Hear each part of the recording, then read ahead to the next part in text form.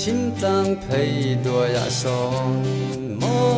ul pui khot chung tlang an e zon pal than tlang a ding renga lung la ya dung e manan zon pal tual vung dirial an lenga mangai paran tlan lung lai an mol Unti sangkaran famang cangta rau thapeng phele len lai din thar kan nuam mange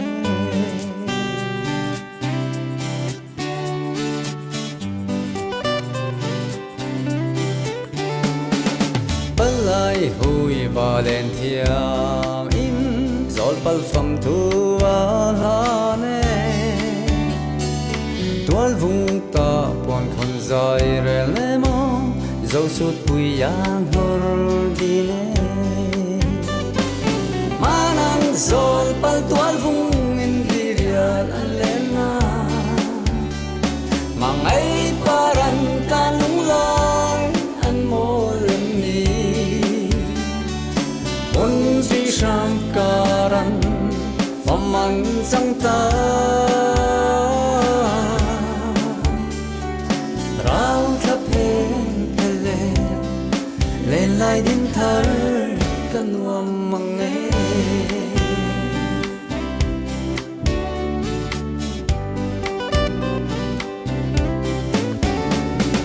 zol pal tual bung yang in suy lung rua li la nang ne zol pal tual vung rau tha kan tong mana par lai ti vureng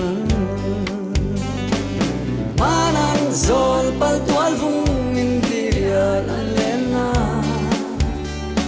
mangai paran kanung lai an molem ni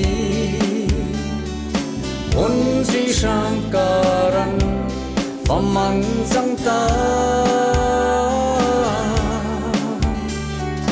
rau thapeng phele len lai din thar kan nuam mange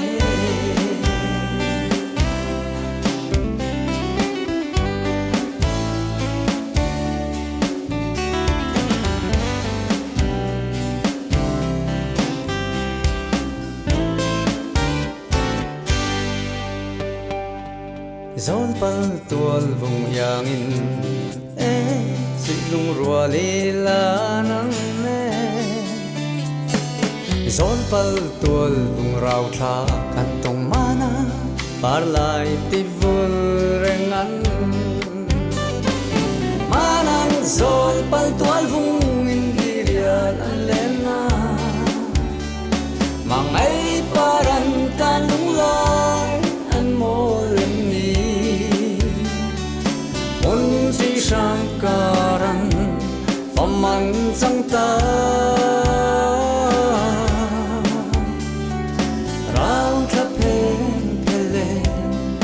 len lai din thar kan nuam mange len lai din thar kan nuam mange